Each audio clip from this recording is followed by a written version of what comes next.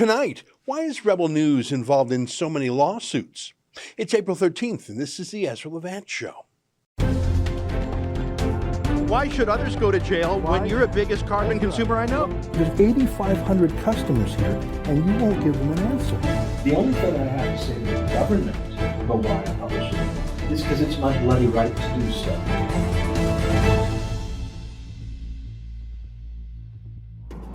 Hey, nice to see you again. I wasn't here yesterday. Well, actually, I was in the office, but I spent much of the day online. These days, a lot of court processes are done via Zoom or something like that. And for hours, I was involved in a case about the Libranos. Remember that, my book from the 2019 election season?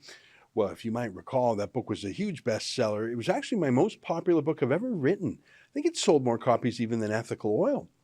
Of course, that meant it was deeply hated by Justin Trudeau himself. And over Christmas, I received a letter from Trudeau's Elections Commission claiming that the book was illegal, that it wasn't really a book, even though it was a bestseller, that it was actually a campaign expense, and that I had to register with Elections Canada. They literally used those words. They didn't like the book. They didn't like the lawn signs. Well, you might recall that I was summoned to Ottawa to answer questions in some sort of interrogation. I call it an interrogation because they literally hired two 30-year veterans from the RCMP, like on their anti-terrorism and anti-drug beats, to grill me. Here's an excerpt from that. I went in the meeting and I recorded it because I just knew in my bones no one would believe that I was interrogated for writing a book. I just know that everyone would say, "Oh, Ezra, you're exaggerating." Yeah, no, here, take a look for yourself. Can I see the complaint against me? The letter that you received? No. I presume that you're investigating based on a complaint, yeah. Well, this is still part of the investigation, so we'll have to, once the investigation's been completed, the commission will have to make a decision, and at that point, he'll have to decide if that is releasable or not. It's not something that usually is released, no. So it's a secret complaint? It's not a secret complaint. It's just a complaint that's part of the investigation. And to keep the integrity of the investigation right now, you'll understand that we can't share everything that we have. I don't want everything that you had. If I'm here to meet a complaint, but you won't show me the complaint, how can I possibly meet the complaint? How can I possibly respond to something that you won't show me? Well, though, I think the letter was quite clear on what the infraction is alleged, and this is what we want to clarify with you. Well, did you generate the complaint, or was it from an outside party? No, we didn't generate the complaint. Okay, so someone did not generate the complaint. So someone external to your office generated the complaint? That is usually the case. Is that the case in this case? Yeah. Yeah, we did not generate the complaint. Okay, was it the Liberal Party that generated the complaint? We can't go into that, sir.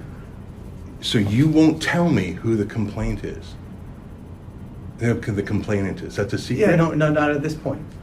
So at what point do you tell me who the commissioner is the ultimate responsible person for the investigation and how this is decided. So how do I know what conduct has been complained about if you won't tell me? I won't play you the whole thing. You might remember that. It was really startling. I basically said, yes, I plead guilty to writing a book. If you think that's against the law, let's test it out in court. Well, they took me up on my offer and they convicted me of publishing an illegal book. Particularly, they said that it was the promotion of the book. You can see these lawn signs here. It was just the cover of the book with 3 words, buy the book. And you might say, well, Ezra, that is a pretty political book. And he did do it in an election season. How is that not a campaign expense? Well, the answer is the law itself realizes that people can talk about the election without having to register. For example, every newspaper in Canada endorses or opposes a candidate. Every blogger, every person has an opinion. You don't have to register with the government to have an opinion. And in fact, the law has a special exemption, as you can see here, for books and the promotion of books. So not just was my book exempt from their rules against campaigning. But the promotion of the book, we had a nice billboard, we had the lawn signs, we had websites, we had it all. But they convicted me nonetheless, even though there were 24 books during the same period of time about the election. You'll notice that the law says a book is exempt if it's bought and sold for a fair market price.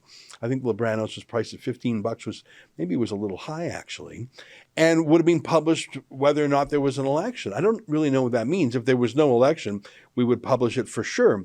But they claim that because I timed the book for the election, like the other 24 books, that somehow made it illegal. They convicted me, and then they had a second hearing. They convicted me again, and now we're appealing it to a real court. I should tell you that on the Zoom call yesterday, there were 5 lawyers on the other side, all paid for by the government. Some of them were government lawyers by definition. Others were a hired gun-for-hire law firm called Borden Ladner Gervais, which seems to be getting all the censorship files from the government. They're also the law firm that twice tried to kick us out of the leaders debate. So maybe it's good to have Borden Ladner Gervais on the other side because they lost twice. There were 5 lawyers on the call on the other side, and one of the lawyers said there were 3 other lawyers on the file. That's 8 lawyers that I apologize, Mr. Taxpayer, Mrs. Taxpayer, that you are on the hook for. And we had one lawyer on our side, our free speech lawyer, Aaron Rosenberg. So it was an examination on an affidavit. I won't get into it. It was not the trial itself. It was sort of a preliminary thing. But it took hours and hours. And yesterday alone did not cost $3,000. Our lawyer isn't as expensive as Borden Ladner and Gervais. But you might say, Ezra, look, the fine for publishing your book, The Libranos, was only $3,000. You sold thousands of copies of the book. Why not just call that a cost of doing business and just pay the fine? Like literally you were spending tens of thousands. It might turn into $100,000. But by the time we're done, why are you spending $100,000? And it probably will be that much to fight a $3,000 fine. That doesn't make any sense. What, you trying to make every lawyer in the country rich? No. We have to fight on principle. It's not about the $3,000.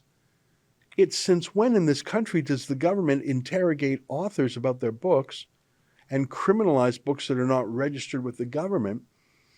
And this is done with RCMP officers, 30-year veterans of the force.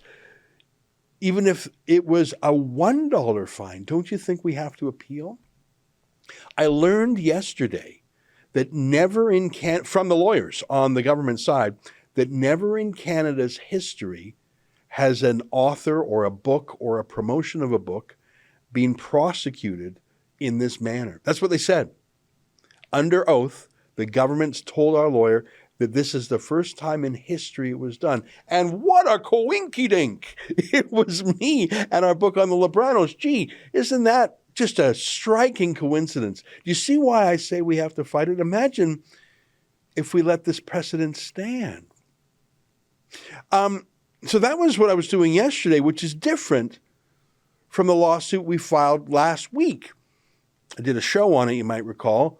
You can see it for yourself at wearesuingtrudeau.com.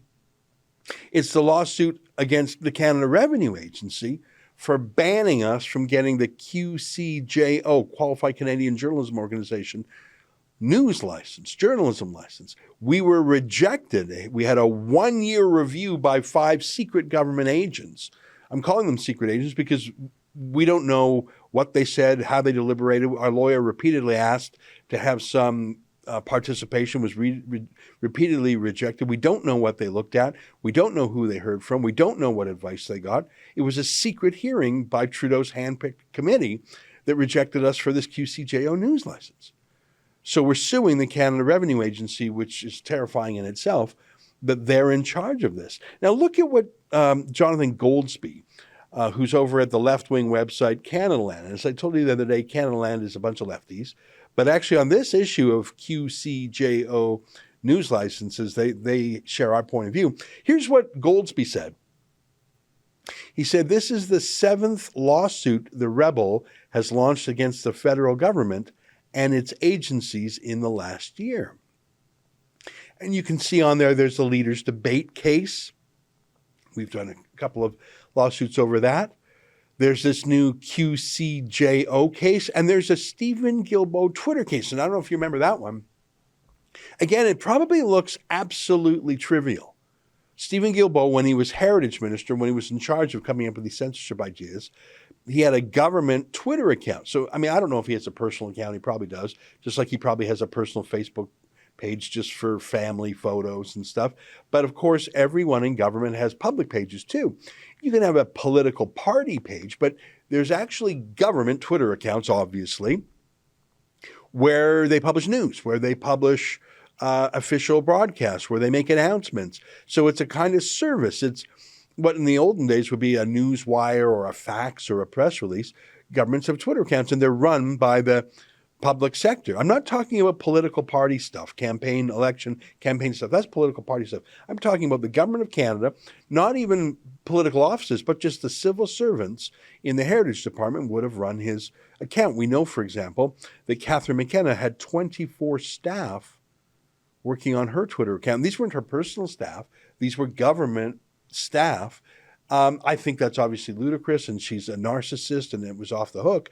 But there is a justification for having news promulgated on Twitter for the government. That I understand. It makes sense. In fact, I require it. I'm in the news business. I need to know news.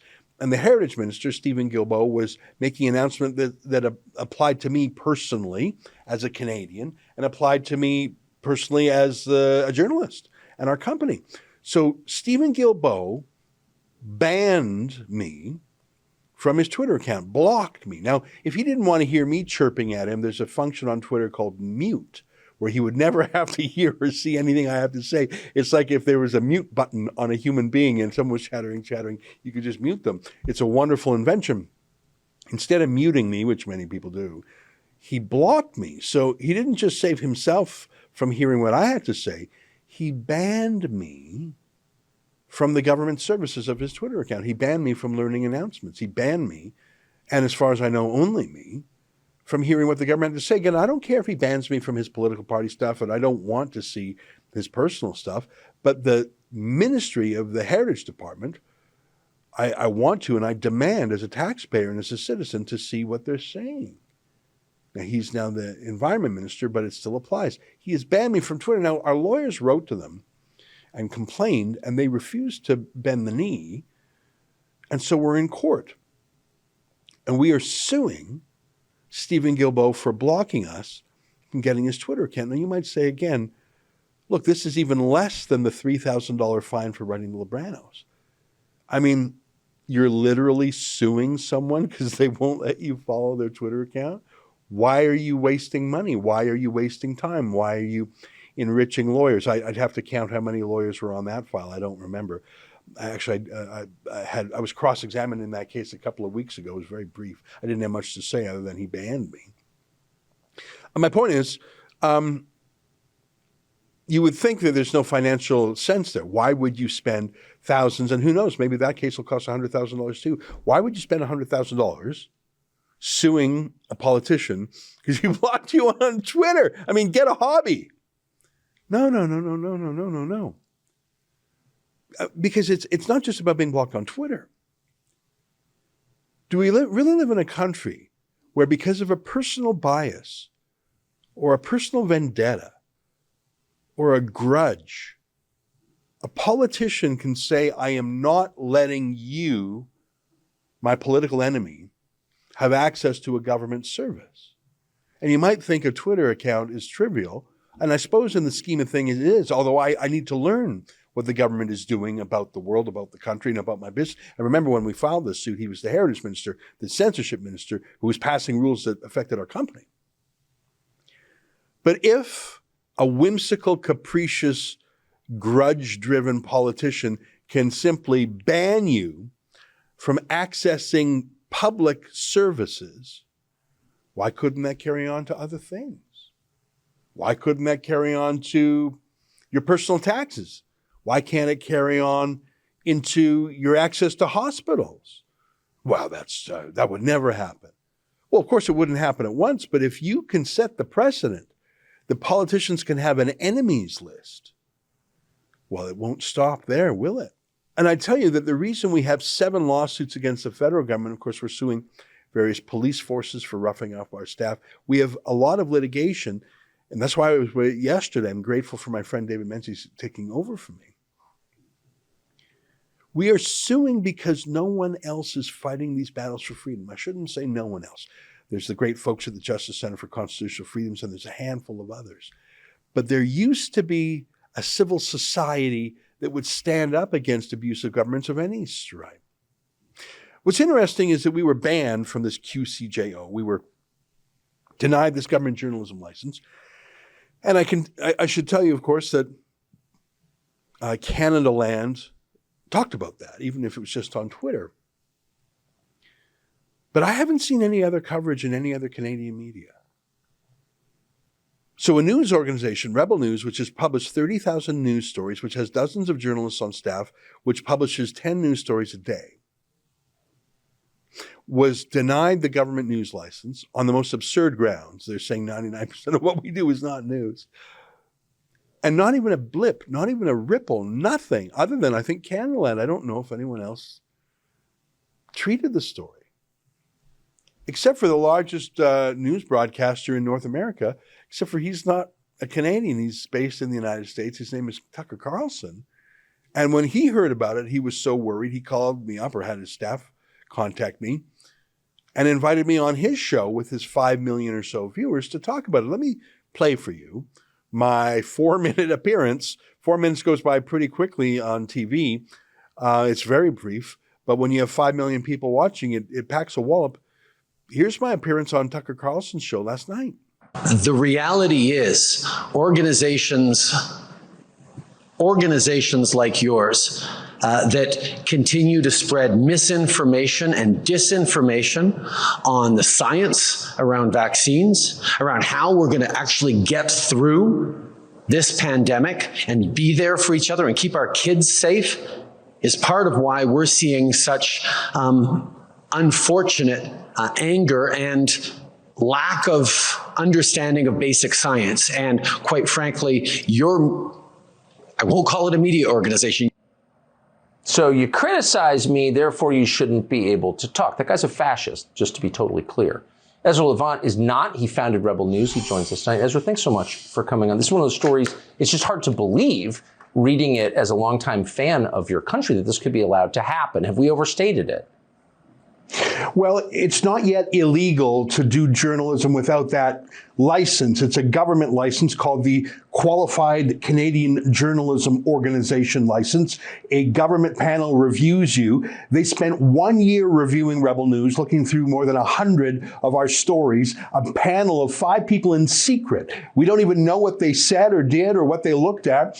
And they claim that only 1% of our stories are news, so we don't get the license. Now, we're not outlawed, but there's all sorts of sticks and carrots that come with it. For example, just last week, Trudeau announced that he is going to compel Facebook and Google to downrank non-licensed journalists like us and boost his trusted, friendly journalists. So we're going to be hidden, and he's going to compel the internet giants to punish us.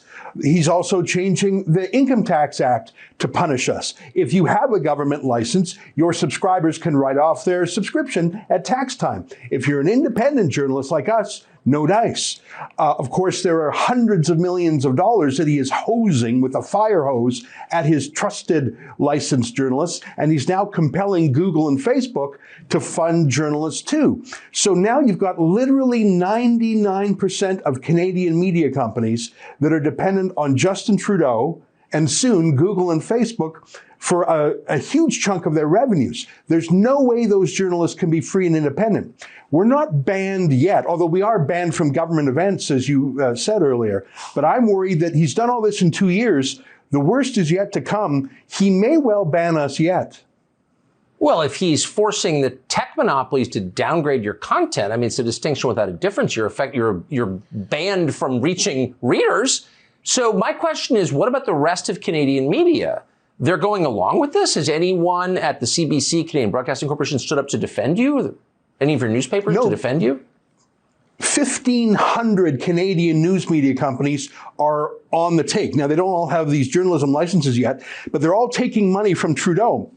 He made a special $61 million payment to them right before the election. None of them reported that. 1,500 news media companies cut up a $61 million gift. None of them reported that. So the thing is, since they're in on it, they can't very well report it, and they certainly can't very well object to it. It used to be that the Liberals of Canada were for civil rights and free speech and separation of, government and the media. Those days are done. You can really count on one hand's fingers the independent media left in the country, and Trudeau hates them. We were the ones who covered the trucker rebellion, as you know, and Trudeau hated the truckers because they were the one group that opposed him. He hates us for the same reason. He seized the bank accounts of truckers without legal process. I'm worried that if he's gone this far in 2 years, by the time he finishes his term 3 years from now, I'm worried that he's going to start to treat us like the truckers. I don't know, will he seize our bank accounts? Will he ask Google and Facebook to delist us altogether? I know that sounds paranoid, but so far he's done everything he threatened he would do. It's China. And they're so fragile. You're one little news organization, and they can't stand any scrutiny. It really tells you a lot. Ezra, thank you so much for coming on tonight. Godspeed. We are rooting for you, for sure. Did you catch his last question? There was only 2 questions to me. It's, where are the Canadians? Where is the CBC? Well, that's the thing. They've all been bought off. They've all been co-opted. How can you object if you're on the system, if you're in the system? Now, I should say today, just before I came in the studio, I saw that my old friend Laurie Goldstein, the former comment editor at the Toronto Sun, who's now semi-retired, he made a few tweets about it. Let me read them for you. He links to that rejection letter. Remember the rejection letter, the one that had the absurd report that they reviewed 276 Rebel News articles and only 1% of them were news. So you can see he links to that, and he said, this is the CRA's rejection of Rebel News' application to be designated as a qualified journalism organization. It is literally like something you would expect to find in George Orwell's dystopian vision of the future, 1984, see below, and he links to it. Then he says, the advisory board found that Rebel News produces content which is of general interest, including coverage of democratic institutions and processes, and not primarily focused on a particular topic. Okay, that's true. However, the advisory board's assessment is that Rebel News does not produce original news content on the basis that the content was found to be largely opinion-based and focused on the promotion of one particular perspective.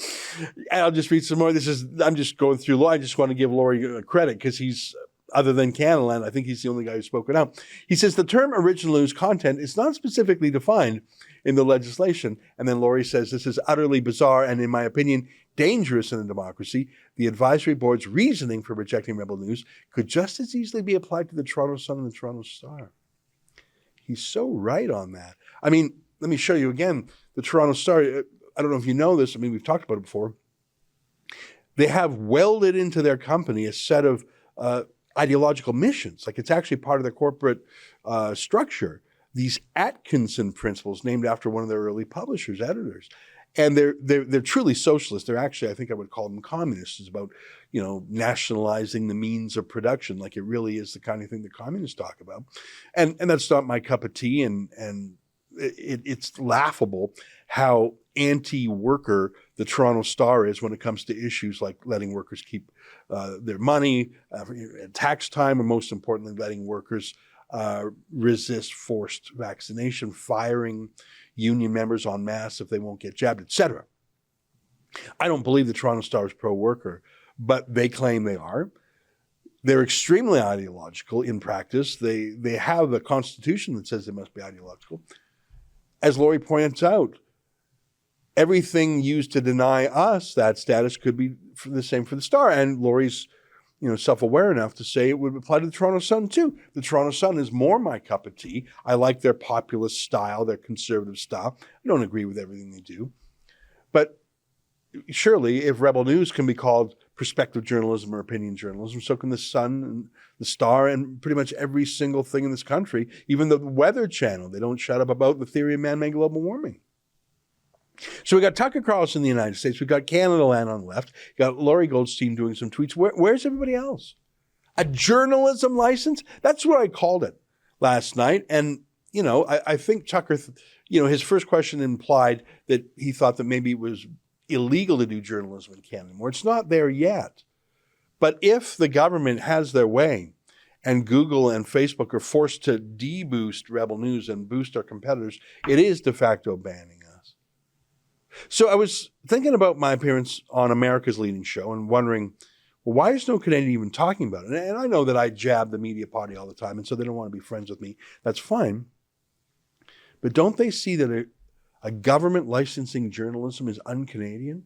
That a government sitting in judgment of journalists is upside down? Journalists, and indeed every citizen, whether you're a journalist or just a regular person, it's for us to judge the government. We're the one who takes their measure. The government is taking our measure? The government is vetting journalists? That's upside down. And I thought, where's the Canadian Association of Journalists?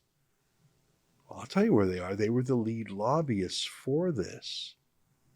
You think they're going to speak out against it? This is what they wanted. It's a guild.